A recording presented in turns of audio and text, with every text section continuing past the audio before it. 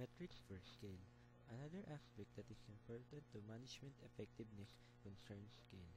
Scale is an area in which the need for metrics is widely recognized and often many different metrics are available. However, there are many excellent metrics for scale that are more appropriate. Here is a small example. Number 1. Time to provision 1000 instances of a particular type of service. Number 2. Provisioning throughput, which is basically the inverse of the previous metric.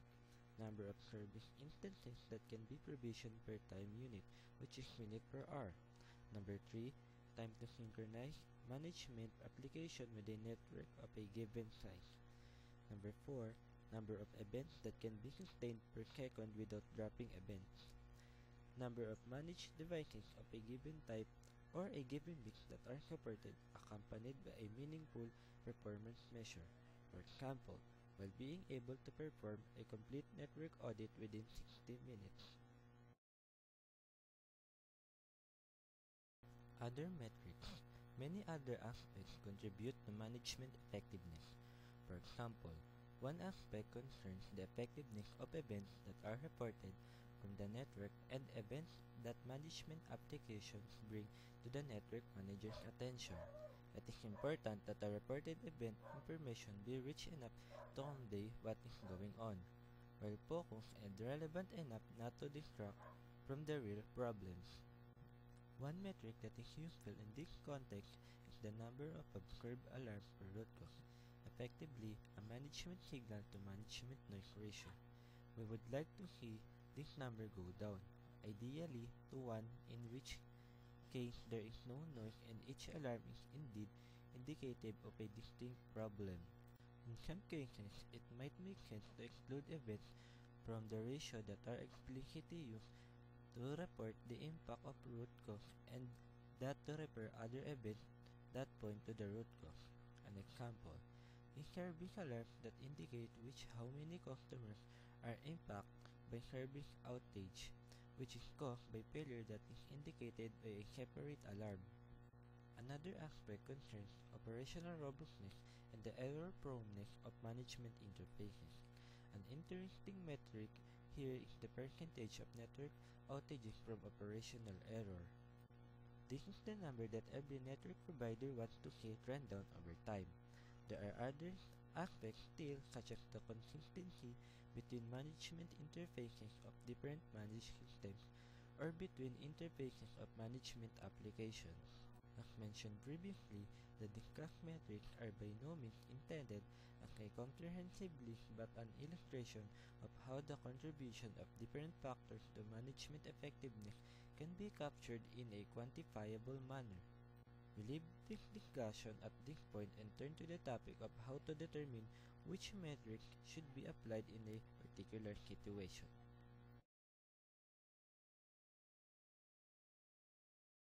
Developing your own management benchmark. By now, it should be clear that no single metric can be used to assess management effectiveness or the business contribution that management provides. Instead, many metrics should be looked at collectively to obtain the overall picture. Of course, it is possible to combine different metrics into one aggregate using some formula. In the end, the goal is to provide a set of criteria that can be used to assess the effectiveness and business contribution of management and management technology under different criteria. Because there are so many metrics, which ones should you use in your particular case? The answer is, it depends. Use common sense.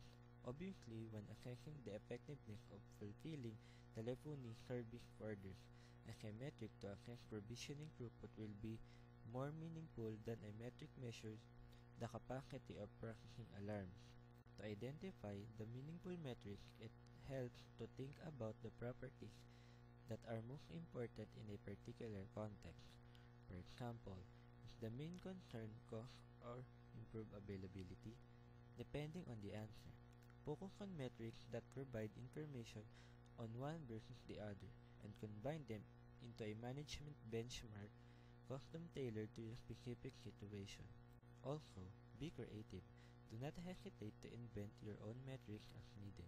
Usually, a good question to ask is, What use cases need to be assessed? Use case analysis is a software engineering technique that used to identify system requirements. In a nutshell, use case analysis works as follows. First, set of actors is identified. Actors are entities that derive value from the system being analyzed, network operators. For example, then a set of basic scenarios called use cases is identified. For each use case, the individual steps and interactions that need to occur between the actors and the system are specified, along with preconditions and postconditions that are supposed to hold before and after the use case is executed, and an explanation of exceptions that can be occurred. Nothing prevents use cases from being used not only to derive requirements, but also to capture the factors that best characterize how effective the use case is executed. The result is a set of metrics that is custom tailored to a particular context. One way in which metrics can derive is to apply the complexity measures that were discussed earlier in the operational tasks that correspond to the use case. For example, it can be meaningful to compare different systems with regard to the number of steps that are required for a given use case, along with the complexity of information that needs to be exchanged at each step.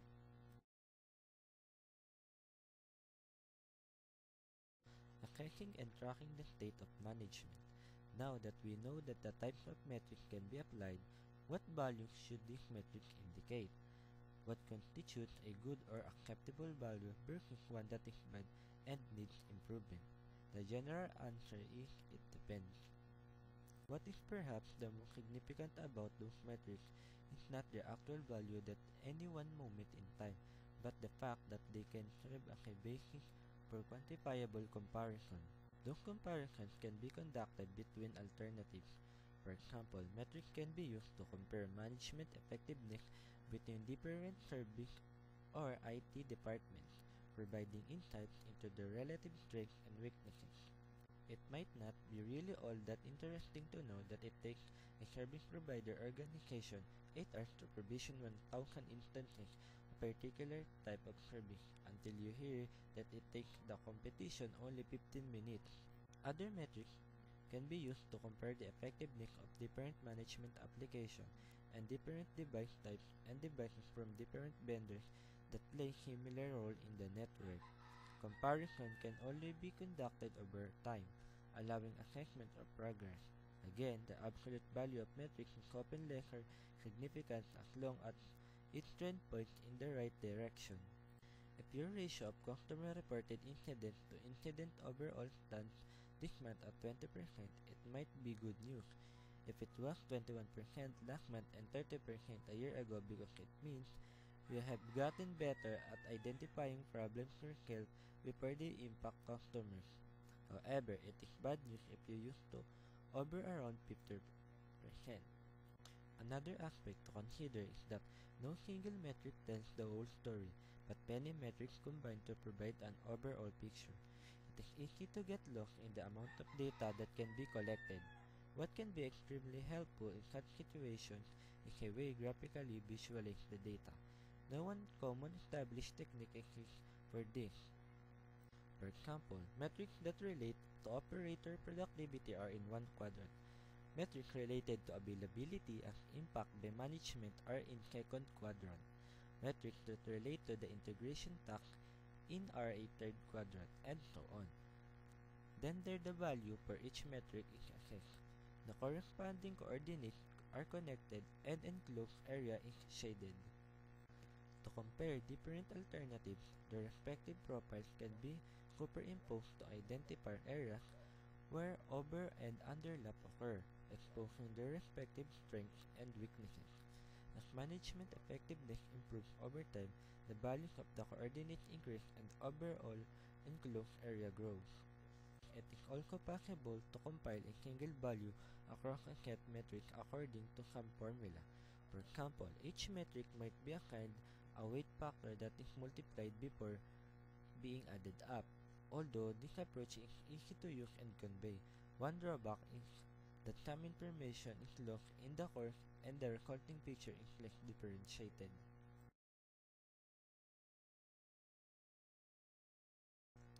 Using metrics to direct management investment. Metrics such as those discussed in this chapter can be tremendous help when trying to determine where to direct management investment and to assess whether a particular management investment might even be worth the while. A general approach to take is as follows. In the beginning, establish the network objective for further investment. For example, is the most important goal to reduce operational costs or increase the network availability or to accelerate rollout of a particular service. Number 2. With the objectives in place, identify metrics that can be used to assess the degree to which those objectives are met. Number 3. With the metrics identified, determine different alternatives that will have an impact on those metrics. We saw many examples of this in the subsection on factors that determine management effectiveness. Assess and try to quantify the expected impact of those factors in terms of identified metrics. Finally, select the alternative that yields the most attractive return on investment or ROI, that is, the highest benefit in relation to the cost. Additional investment should be made as long as the expected ROI is deemed favorable. ROI is generally determined by dividing benefit expected from an investment by the investment amount. A related measure calculates the time until the benefit will have paid for the investment. In our case, the benefit may not always be expressed in terms of dollars. However, the same great general idea can be applied.